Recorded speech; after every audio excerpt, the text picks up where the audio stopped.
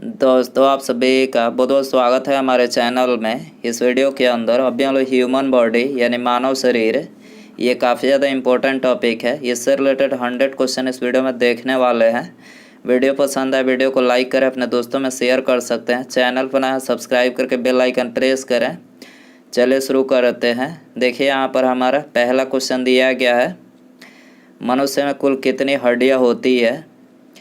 तो देखिए correct answer B हो जाएगा। मनुष्य में कुल 206 हड्डियाँ होती है, आपको याद रखना है। आगे बढ़ते हैं। दूसरा क्वेश्चन दिया गया है, नवजात शिशुओं में हड्डियों की संख्या लगभग कितनी होती है। तो देखिए नवजात जो शिशु होते हैं उनमें हड्डियों की संख्या लगभग 300 होती है। कितनी होती है? लगभग में 300 होती है। ऑप्शन सी यहाँ पर करेक्ट हो जाएगा।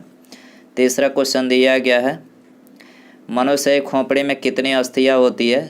मनुष्य की जो खोपड़ी होती है उसमें हड्डियों की संख्या कितनी होती है। तो देखिए करेक्ट आंसर ऑप्शन ए हो जाएगा, 8 अस्थियाँ होती है। चौथा क्वेश्चन दिया गया है, मनुष्य के शरीर में पसलियों के कितने जोड़े होते हैं। तो देखिए पसलियों के जो जोड़े होते हैं वो 12 जोड़े, इस तरह से पूछा जाए 24 होते हैं, जोड़ा में 12 जोड़े। ऑप्शन ए यहाँ पर करेक्ट हो जाएगा। पाँचवा क्वेश्चन दिया गया है, शरीर के सर्वाधिक प्रबल अस्थि होती है। तो देखिए करेक्ट आंसर बी हो जाएगा। जबड़े की जो अस्थि होती है ये शरीर की सर्वाधिक प्रबल अस्थि होती है। छठा क्वेश्चन दिया गया है, मानव शरीर की सबसे छोटी हड्डी है। तो देखिए मानव शरीर की जो सबसे छोटी हड्डी है वो है स्टेपिस, जो कि कान में पाई जाती है। और मानव शरीर की सबसे बड़ी हड्डी पूछा जाए तो फीमर होती है, जो कि जांघ में पाई जाती है। आपको याद रखना है। सी यहाँ पर करेक्ट हो जाएगा। मानव शरीर की सबसे लंबी हड्डी है। तो देखिए लंबी हड्डी फीमर बता ही चुके हैं, फीमर जो कि जांघ की हड्डी होती है। आठवां क्वेश्चन है, निम्नलिखित में से कौन मानव के पैर की हड्डी नहीं है। तो देखिए करेक्ट आंसर बी हो जाएगा। ह्यूमरस जो है ये मानव के पैर की हड्डी नहीं है। बाकी तीनों टिबिया, फीबर और फिबुला, तीनों जो है ये मानव के पैर की हड्डी है।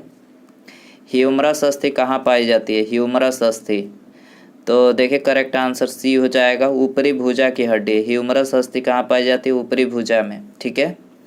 मनुष्य शरीर में पैरों की हड्डी,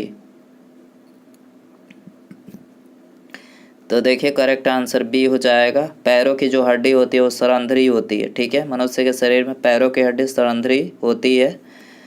टीबिया नामक हड्डी किस में पाई जाती है? टीबिया नामक जो हड्डी होती है वो किस में पाई जाती है?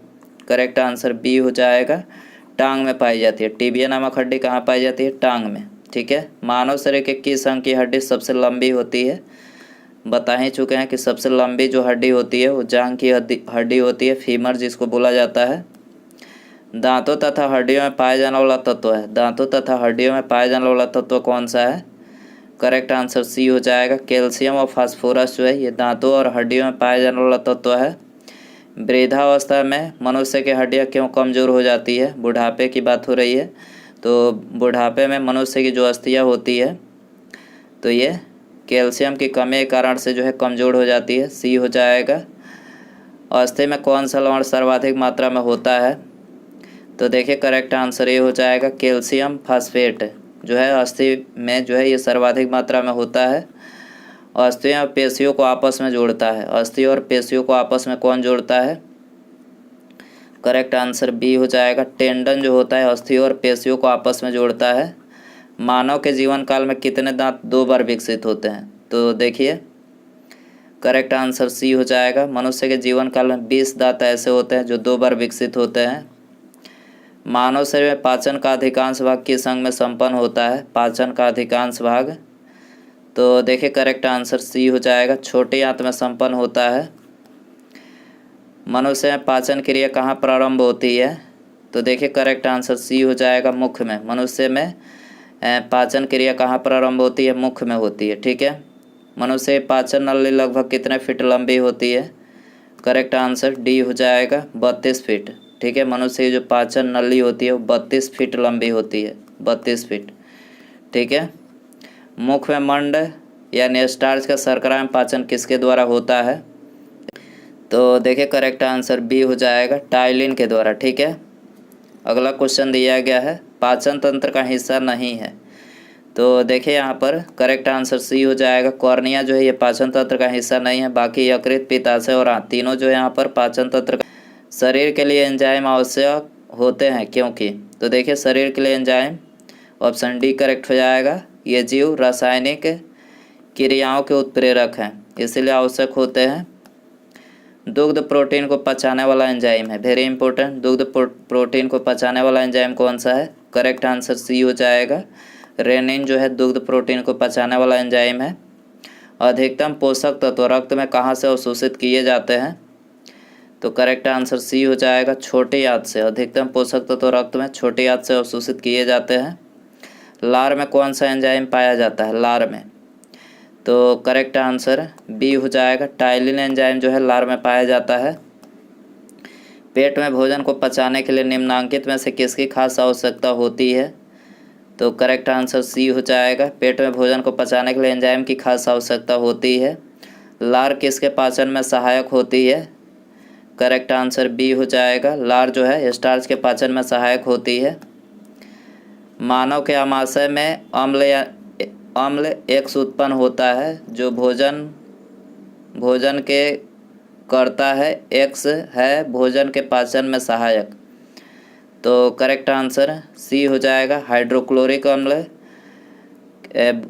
सहायक है भोजन के पाचन में, ठीक है। मानव शरीर में भोजन का रक्त द्वारा अवशोषण कहाँ सर्वाधिक होता है? मानव शरीर में भोजन का रक्त द्वारा अवशोषण कहाँ सर्वाधिक होता है? करेक्ट आंसर सी हो जाएगा, छोटी आंत में सर्वाधिक होता है। प्रोटीन का पाचन कहाँ से प्रारंभ होता है? करेक्ट आंसर डी हो जाएगा, उदर से, ठीक है। प्रोटीन का पाचन कहाँ से प्रारंभ होता है? उदर से। अमाशय द्वारा स्रावित रस भोजन को आसानी से पचा लेता है, लेकिन अमाशय स्वयं इन पाचक रसों से अप्रभावित रहता है क्योंकि, तो देखिए करेक्ट आंसर ए हो जाएगा। अमाशय की दीवार श्लेष्मा के द्वारा सुरक्षित रहती है, ठीक है। आगे बढ़ते हैं। पचे हुए भोजन में मौजूद विषैले पदार्थ का कौन सा अंग चूषण करता है? तो करेक्ट आंसर डी हो जाएगा। यकृत जो है ये पचे हुए भोजन में मौजूद विषैले पदार्थ का चूषण करता है।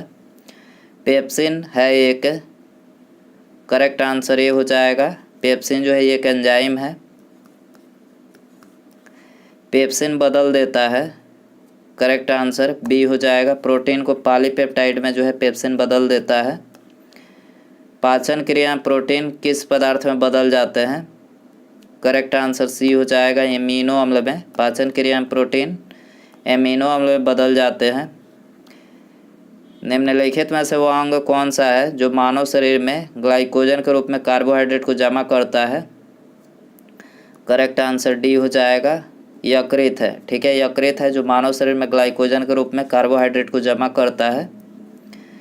पित्त निम्नलिखित में से किसके द्वारा पैदा किया जाता है? करेक्ट आंसर ये हो जाएगा, पित्त जो है यकृत के द्वारा पैदा किया जाता है। पित्त यानी बाइल जमा होता है। करेक्ट आंसर ये हो जाएगा, पित्ताशय में जमा होता है। पित्त यानी बाइल का प्रमुख कार्य क्या है?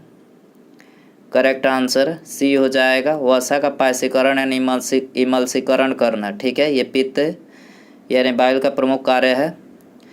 सर्वप्रथम रक्त परिसंचरण तंत्र का अध्ययन किसने किया था? करेक्ट आंसर डी हो जाएगा, हार्वे ने जो है सबसे पहले रक्त परिसंचरण तंत्र का अध्ययन किया था। पेसमेकर का संबंध किससे है? करेक्ट आंसर डी हो जाएगा, हृदय से। पेसमेकर हृदय संबंधित है। पेसमेकर का कार्य है, करेक्ट आंसर सी हो जाएगा, दिल की धड़कन प्रारंभ करना जो है पेसमेकर का कार्य है। गति प्रेरक किससे संबंधित है? करेक्ट आंसर सी हो जाएगा, हृदय से। गति प्रेरक किससे संबंधित है? हृदय से। निम्नलिखित में से किनकी भित्तियों पर रक्त द्वारा डाले गए दबाव को रक्तदाब यानी ब्लड प्रेशर कहते हैं? तो देखिए करेक्ट आंसर सी हो जाएगा, धमनियों की भित्तियों पर रक्त द्वारा डाले गए दबाव को क्या कहा जाता है? रक्तदाब यानी ब्लड प्रेशर कहा जाता है। सोते समय रक्तदाब में क्या परिवर्तन होता है? तो करेक्ट आंसर बी हो जाएगा, सोते समय रक्तदाब जो है घट जाता है। रुधिर दबाव यानी ब्लड प्रेशर मापक यंत्र है, तो देखिए ब्लड प्रेशर जो है किसके द्वारा मापा जाता है? स्फिग्नोमैनोमीटर के द्वारा। याद रखना स्फिग्नोमैनोमीटर। जार्विक 7 है। तो देखिए जार्विक 7 जो है ये कृत्रिम हृदय, क्या है? कृत्रिम हृदय। लवडा ध्वनि किसकी क्रिया के कारण उत्पन्न होती है?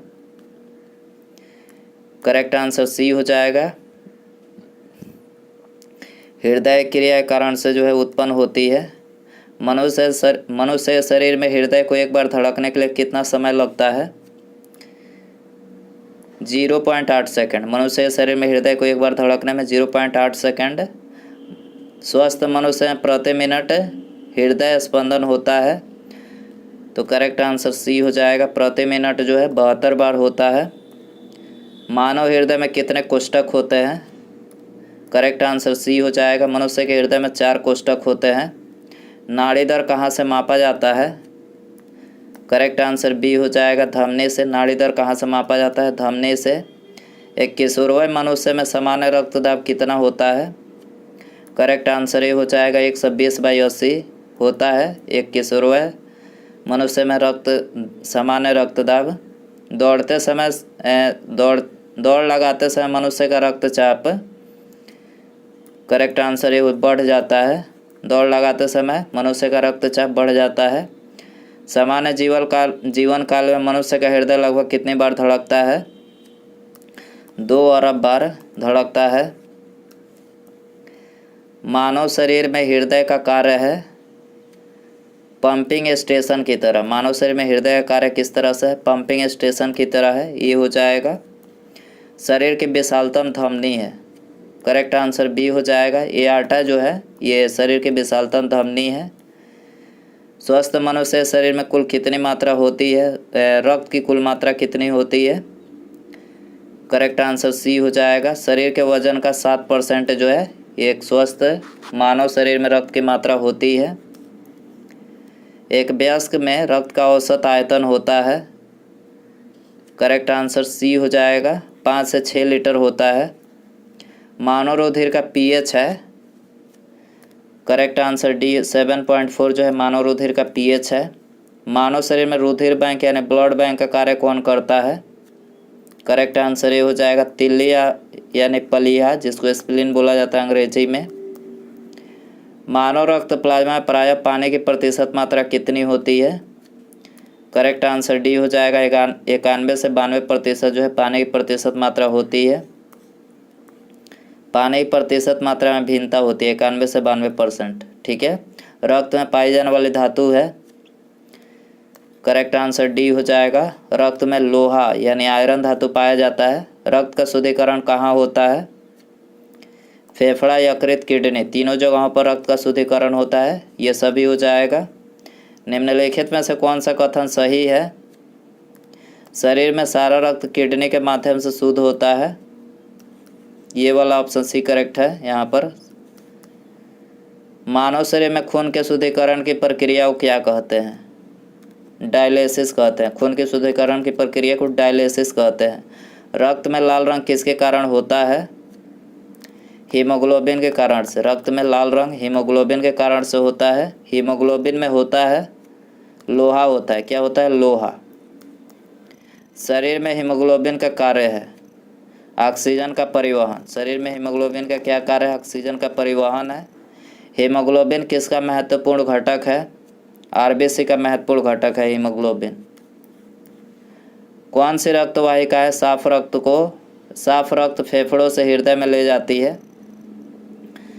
तो करेक्ट आंसर डी हो जाएगा, फुसफुस सीरा जो होती है ये साफ रक्त फेफड़े से हृदय में ले जाती है। निम्नलिखित में से किसकी सहायता से रक्त द्वारा ऑक्सीजन ले जाया जाता है? करेक्ट आंसर ये हो जाएगा, लोहित कोशिकाओं की सहायता से जो रक्त द्वारा ऑक्सीजन ले जाया जाता है। किसके मौजूदगी के कारण शरीर के भीतर रक्त जमता नहीं है? तो करेक्ट आंसर डी हो जाएगा, हिपैरिन की उपस्थिति के कारण से जो है शरीर के भीतर जो है रक्त जमता नहीं है। मानव शरीर का रक्त बैंक कहलाता है। तो देखिए करेक्ट आंसर ए हो जाएगा, पलीहा जो है ये मानव शरीर में रक्त बैंक कहलाता है। रुधिर के प्लाज्मा में निम्नलिखित में से किसके द्वारा एंटीबॉडी निर्मित होती है? करेक्ट आंसर बी हो जाएगा, लिम्फोसाइट के द्वारा। ठीक है, रुधिर के प्लाज्मा में लिम्फोसाइट के द्वारा जो है एंटीबॉडी निर्मित होती है। लाल रक्त कणिका यानी आरबीसी किस नाम से जानी जाती है? करेक्ट आंसर ये हो जाएगा इरिथ्रोसाइट के नाम से। ठीक है, आरबीसी किस नाम से जानी जाती है? इरिथ्रोसाइट। लाल रक्त कणिका यानी आरबीसी कहाँ उत्पन्न होते हैं? तो देखिए आरबीसी अस्थिमज्जा में उत्पन्न होते हैं। कहाँ पर? अस्थिमज्जा, ऑप्शन डी हो जाएगा। निम्नलिखित में से किसको आरबीसी का कब्रिस्तान कहा जाता है? तो आरबीसी का कब्रिस्तान जो है पलीहा को कहा जाता है, पलीहा। मनुष्य की लाल रक्त कोशिकाओं का जीवन काल कितना होता है? तो आरबीसी का जीवन काल 120 दिन का होता है। डब्ल्यूबीसी का पूछा जाए तो 1 से 4 दिन का, 1 से 4 दिन का डब्ल्यूबीसी का होता है। मानव शरीर में लाल रक्त कण का निर्माण कहाँ होता है? अस्थिमज्जा में होता है। आरबीसी का निर्माण कहाँ होता है? अस्थिमज्जा। लाल रुधिर कणिकाओं का उत्पन्न निम्नलिखित में से किसके द्वारा होता है? अस्थिमज्जा के द्वारा होता है।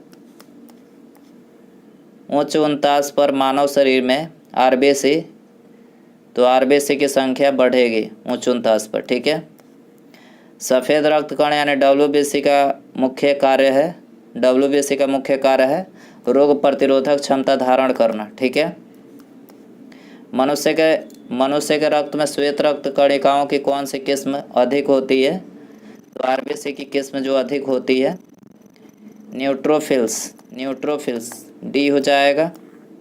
जब कोई बाहरी पदार्थ मानव रुधिर प्रणाली में प्रविष्ट होता है तो प्रतिक्रिया कौन प्रारंभ करता है?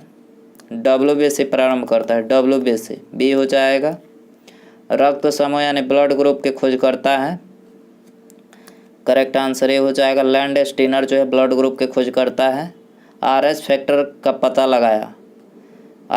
का पता लगाया लैंड स्टीनर तथा बियनर ने। ठीक है, किस रुधिर वर्ग में एंटीबॉडी नहीं पाई जाती है? ए बी रुधिर वर्ग में जो है एंटीबॉडी नहीं पाई जाती है। किस रुधिर वर्ग में दोनों एंटीबॉडी पाई जाती है?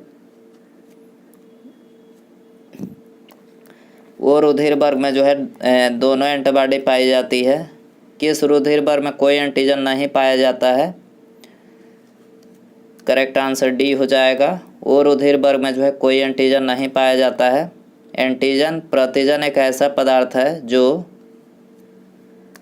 प्रतिरक्षी के निर्माण को बढ़ावा देता है। ठीक है, प्रतिरक्षी के निर्माण को सी हो जाएगा। एंटीबॉडी का मुख्य कार्य किसके विरुद्ध होता है? संक्रमण के विरुद्ध होता है। एंटीबॉडी का मुख्य कार्य किसके विरुद्ध होता है? संक्रमण के विरुद्ध। आरएच फैक्टर का नाम किससे संबंधित है?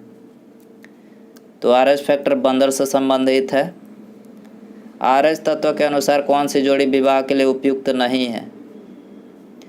तो करेक्ट आंसर ए हो जाएगा, आरएच प्लस पुरुष तथा आरएच माइनस जो है ये विवाह के लिए जोड़ी उपयुक्त नहीं है। संतानों की भ्रूणीय अवस्था में माता के गर्भाशय के अंदर ही रक्त का थक्का बनने से मृत्यु हो जाती है। इस रोग को इरिथ्रोब्लास्टोसिस फीटलिस कहा जाता है। इसका कारण है, तो देखिए इसका जो कारण है वो है पिता का आरएच प्लस तथा माता का आरएच माइनस। निम्नलिखित में से कौन सा ब्लड ग्रुप सर्वव्यापक ग्राह्यता रखता है? सर्वव्यापक ग्राह्यता रखता है तो ये है ए बी रक्त समूह। ठीक है, ए बी रक्त वर्ग वाले व्यक्ति को सार्वत्रिक दाता कहा जाता है क्योंकि उसके रक्त में प्रतिपिंड का अभाव होता है, इसीलिए सार्वत्रिक अदाता कहा जाता है। मानव रक्त दान के लिए कौन सा रक्त समूह सार्वत्रिक दाता यानी यूनिवर्सल डोनर होता है? तो देखिए सर्वदाता यानी यूनिवर्सल डोनर जो होता है वो रक्त समूह होता है, ऑप्शन बी हो जाएगा। उसके बाद यहाँ पर अगला क्वेश्चन है, ये आप सभी के लिए रखते हैं, इसका आंसर आपको कमेंट में बताना है। देखिए क्वेश्चन है, रक्त समूह वो वाला व्यक्ति किस रक्त समूह के व्यक्तियों से रक्त ले सकता है? वो रक्त समूह वाला जो व्यक्ति होता है वो किस ब्लड ग्रुप वाले व्यक्तियों से रक्त ले सकता है? इसका आंसर आपको कमेंट में बताना है। और वीडियो पसंद आया हो तो प्लीज़ वीडियो को लाइक कर दें, अपने दोस्तों में शेयर कर सकते हैं। चैनल पर नया है सब्सक्राइब करके बेल आइकन प्रेस करें। ठीक है, मिलते हैं अगले वीडियो में। नमस्कार, जय हिंद, जय भारत।